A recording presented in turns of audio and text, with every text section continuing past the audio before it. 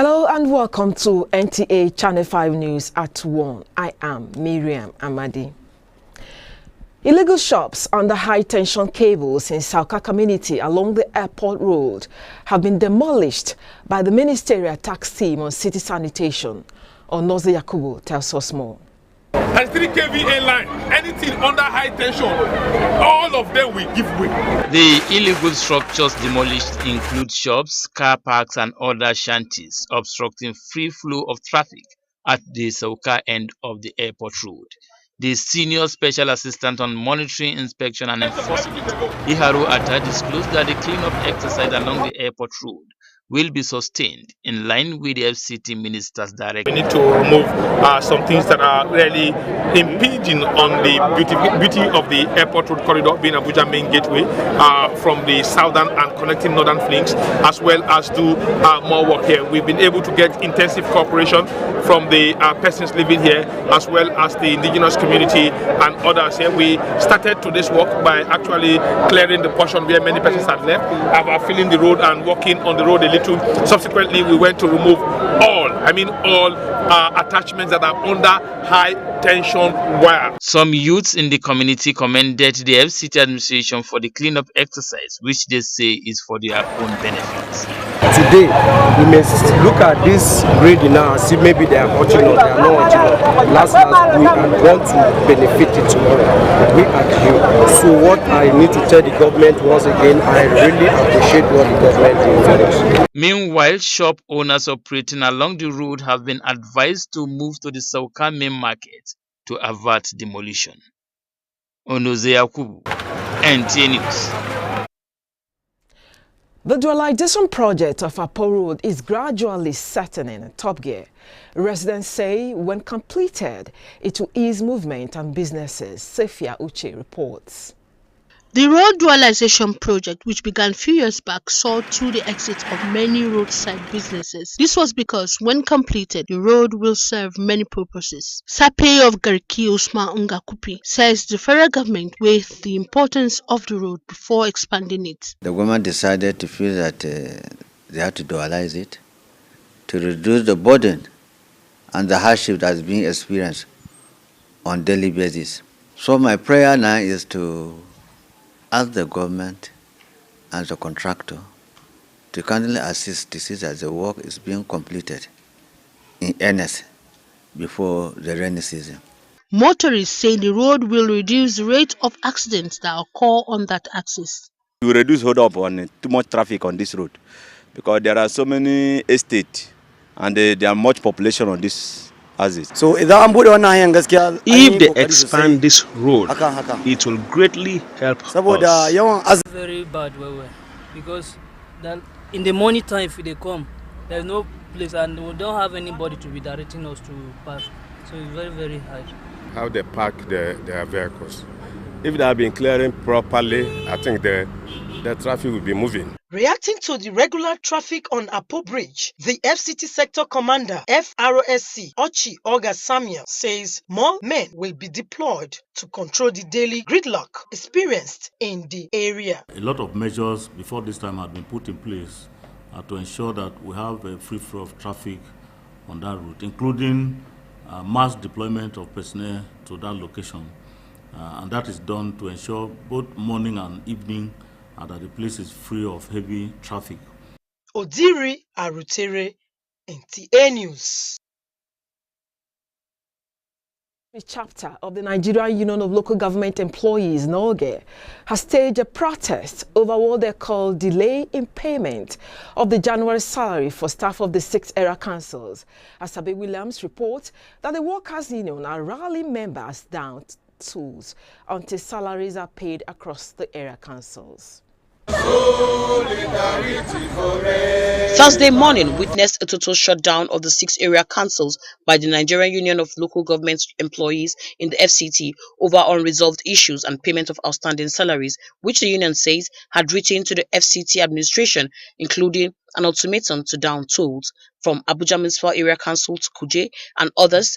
The council entrance gates were shut against workers. The strike as it stands today is indefinite until when salary is paid. This is our right. It is not a privilege. That is why we've ordered that all run the 6 area council. We don't want to see anything open. Everything must be shut down until our facilities. Until they listen to us. It's unfortunate that the salary of area council have not been paid, but up to this hour, we have not seen anything. Reacting to this development, Mandate Secretary, FCTA Area Council Services Secretariat, Ibrahim Abubakar Ansohu, expressed surprise at the strike action, describing it as unwarranted. I have not been privileged to have gotten this information before now. They have every right to say they have not been paid during salary, if they do so. But to me, as I speak with you, their salaries was paid on 15th, that's this month. The administration has been on and on in trying to ensure that this matter is resolved. Time will tell what subsequently unfolds in the coming days as both parties maintain their position in this matter for now. Asabi Williams, NTA News. FCT Minister Muhammad Musa Bello has commended NYSC for their contributions to the nation building, especially successful conduct during the recently concluded FCT Area Council elections. The minister stated this at the passing out parade of the 2021 Batch A Stream 1 Corps members that were deployed to the FCT. Rosemary Bilal reports.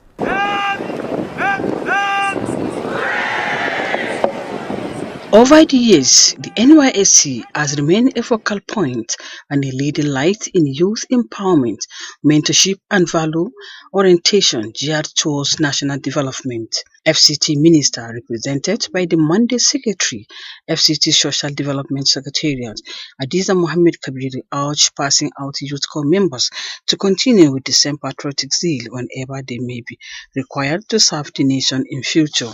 Do the nation and indeed yourself a favor by continuously improving on the skills you have acquired.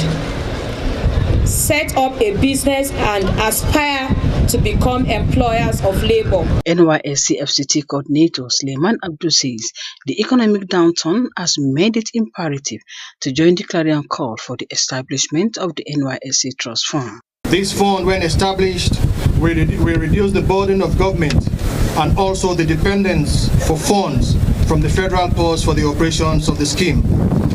Millions of jobs can be provided for the Nigerian youth with the provision of startup capital. A total of 3,311 corps members have exited the scheme today. 5 received awards of excellence for outstanding performance. Similarly, a total number of 55 corps members who failed to conform to the dictates of the NYSC have been sanctioned in line with the NYSC bylaws. Rosemary Bilal, NTA News. On Tuesday, February 16, NIMET released its 2022 seasonal climate predictions with a revelation that there will be early onset of the rains as early as February 28 in the southern part, while North Central will expect the rains in April. In anticipation of a follow-up by the hydrological services on flood pattern predictions for disaster managers, what mitigative plans do emergency services have in place for unforeseen circumstances? Onotu Yakubu takes a look at action plan for FCT. Sights and sounds from experiences of victims with lives destroyed over the last couple of years.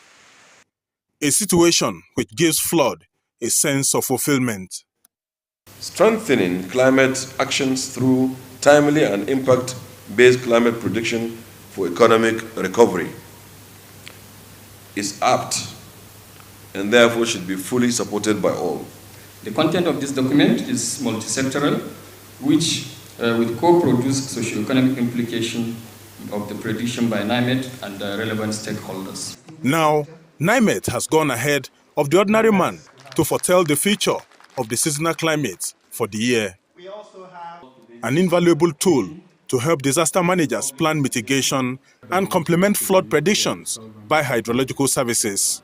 The sensitization we were making a block sensitization.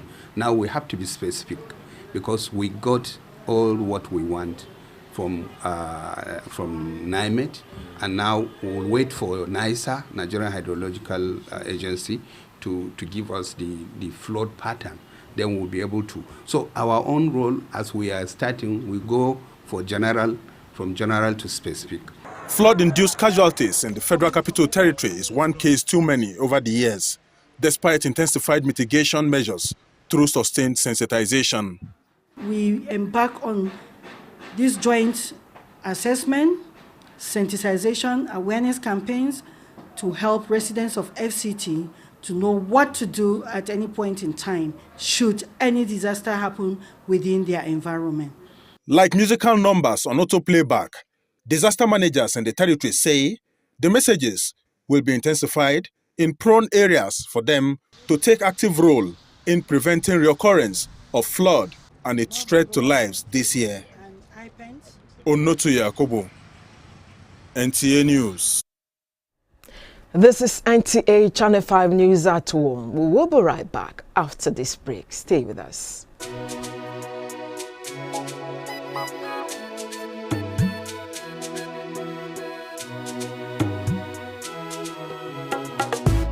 NTA Channel 5 Abuja. We are everywhere in the Federal Capital Territory and beyond. From Amak, Abaji, Gogwalada, Kuje, Buari, and Kwali area councils. Stay with us, the Unity Station.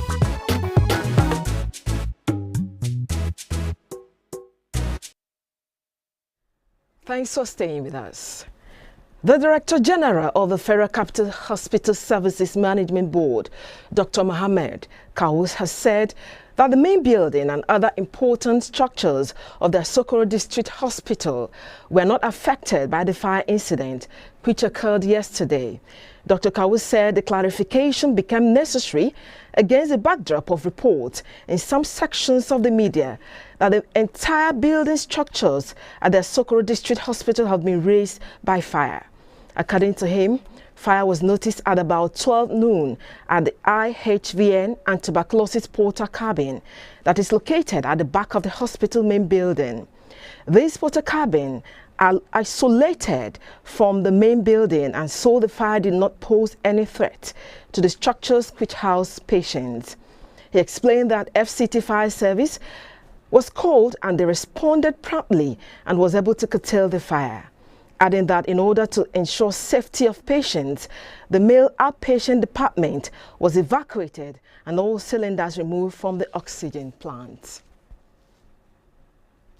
And now to the latest on COVID-19 figures from the Nigerian Center for Disease Control (NCDC) as of 17th February 2022 indicate 7 new cases of COVID-19 in the FCT.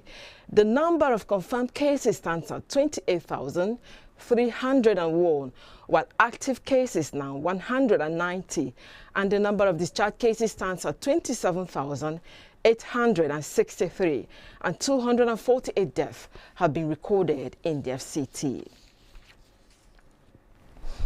Now, charity is set to begin from home, so does character and attitude. In view of this, residents are expected to make proper use of public facilities as their own, especially restrooms around the city. Aisha Abdullahi reports. When nature calls, we cannot always be at home, but in public places, either at work, in the market, or walking on the streets. This is why the government and the Abuja Environmental Protection Board (AEPB) have made and are still making provisions to provide enough clean and affordable public restrooms in the city. People don't want to use it. You go to market, they have, but you see people urinating in the drainage beside their vehicles. You think that they don't know that we have toilets in the market? They know that we have. But to avoid doubt and every other thing, FCT still want to provide more toilets, public toilets, so that it will be visible for those that are saying that they are not safe. Although many residents say they do not make use of public restrooms because of its perceived dirty nature and infections that could be contracted. Others say nature's call cannot be resisted as they know some public restrooms which are maintained well. Sometimes when you went to the public toilet, you find out that it's not clean, it's not well clean. They just been there to collect money. They don't care about people who are coming there. You understand? To make sure that everything has to be okay. There should be more public toilets everywhere and to be accessible. And the cost should not be much. They should reduce the cost and they should make it clean. So it should be attractive to others to use. Better use and to help the government keep Abuja clean, people should ensure to use public facilities like the private ones are used at home. Aisha Abdullahi, NTA News. Domestic trafficking is becoming an increasing phenomenon, which expert calls for urgent attention. In an exclusive interview, Deborah Gazaji-Micah spoke with an expert on anti-human trafficking on this worrisome trend. In Nigeria, children are taken from remote communities to cities for domestic purposes, rendering different services, with some of these children subjected to hard labor. An expert on anti-human trafficking, Imabon Sanusi, says, under NAPTIP laws, anyone who engages the services of persons under the age of 18 is committing a criminal offense known as child exploitation. The ILO recently validated domestic work, but the grouse here is that children are the ones involved in this kind of house. Those children sometimes are violated because first of all, the labor law does not recommend children to be involved. The Child's Right Act too is violated because children are supposed to be protected by organizations, parents, and also caregivers. And then also the children themselves, if we are to get them involved in labor, we talk about soft labor. The respondents noted that relevant authorities must step up sensitization campaigns among households, educating families, especially at the grassroots, on the subject matter. Our morality has been eroded in all facets. Otherwise, there's no reason why slave trade that was abolished centuries ago should now resurface inside our own nation, perpetrated by our own people, on our own people. Involving both religious and traditional rulers in the campaign will help increase awareness on the dangers of domestic trafficking. Deborah Micah, NTA News. And for business news, let's join Ifeanyi Ezumba. Hello and welcome to Business News. My name is Ifeanyi Ezumba. NNPC Limited wishes to reassure Nigerians that it has put adequate measures in place to accelerate nationwide distribution of PMS earlier disrupted by the quarantine of methanol-blended petrol. The quarantine was a necessary step to safeguard our customers from the potential impact of this PMS grade on vehicles and machineries. Rosemary Pilar reports. NNPC says as part of NNPC's strategic restocking, over 2.3 billion litres of PMS is scheduled for delivery between now and end of February 2022, which will restore sufficiency levels above the national target of 30 days. The Major Oil Marketers Association of Nigeria, MOMAN, Debt Owners and Petroleum Products Marketers Association of Nigeria, DAPMAN, and the Independent Petroleum Marketers Association of Nigeria, IPMAN, have also commenced 24 hours loading and dispensing activities in some of their designated outlets. NNPC monitoring team is collaborating with the authority and other security agencies to ensure smooth distribution of PMS nationwide. NNPC employs Nigerians to avoid panic buying as there is sufficient volumes of PMS in country and effort is being made to accelerate distribution to all filling stations. Rosemary Bila reporting for Business News. The Debt Management Office has noted that the government has actions and regular engagement with the International Monetary Fund, IMF, on borrowing and debt management. Rosemary Bilal reports. The Debt Management Office, DMO, in a comment on the recent report by the International Monetary Fund, IMF, and Augusto and Co. on Nigeria's debt service, stated that debt levels and debt service levels have grown over the years. However, while this may be the case, these reports have failed to consider the challenges experienced by Nigeria in recent times, such as 2 recessions, sharp drop in revenues, and security challenges. The DMO reiterates the fact that the government is already implementing policies towards increasing revenues and developing infrastructure through public-private partnership arrangements, both of which will improve debt sustainability. The DMO also noted that the government has active and regular engagement with the IMF on borrowing and debt management. Rosemary Bilal reporting for Business News. OPEC Secretary General Mohammed Sanusi Bakindo has received a special award in recognition of his achievements as Secretary General of the organization for 2 tenures.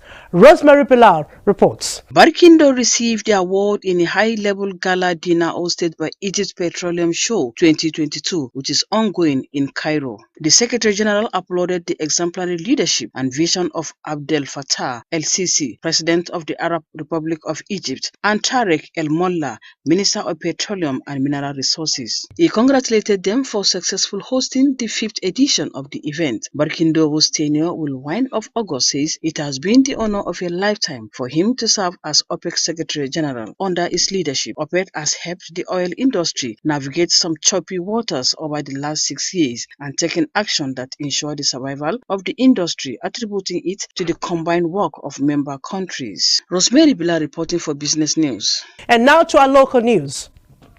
Juice making is one of the lucrative businesses by the hospitality industry.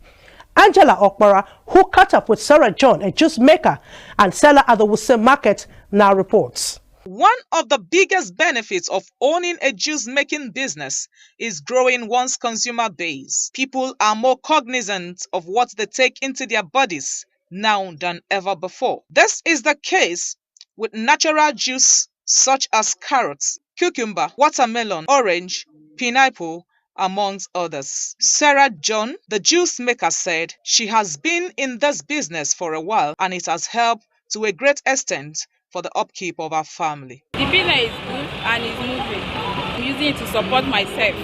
Sometimes I make up to 30,000. I make 40. According to the entrepreneur, the business is growing and she hopes to extend it to other locations in the city. I want to have like 3 or 4, even more. I message to them that we should try to support ourselves, even the work is not there. Her zeal is a clear message to the teeming youth, folding hands at home and waiting for white-collar jobs, as there are always business ideas waiting to be explored.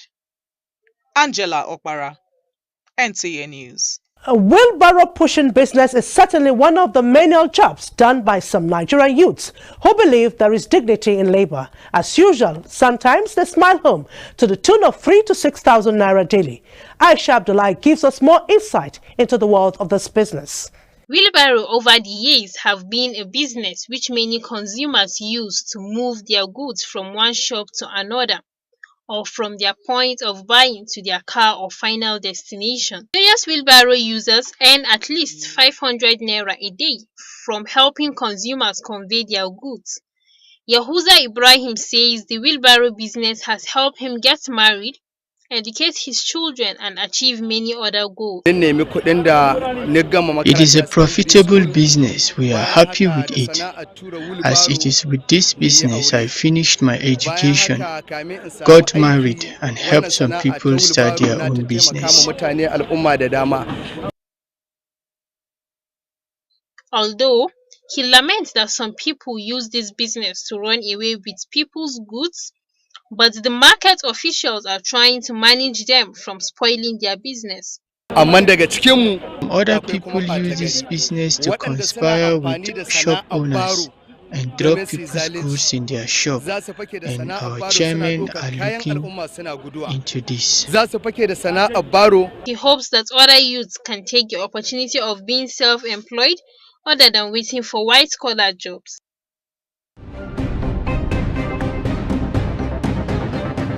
That's Business Report for this week. Up next is Sports Brief. Thanks for watching.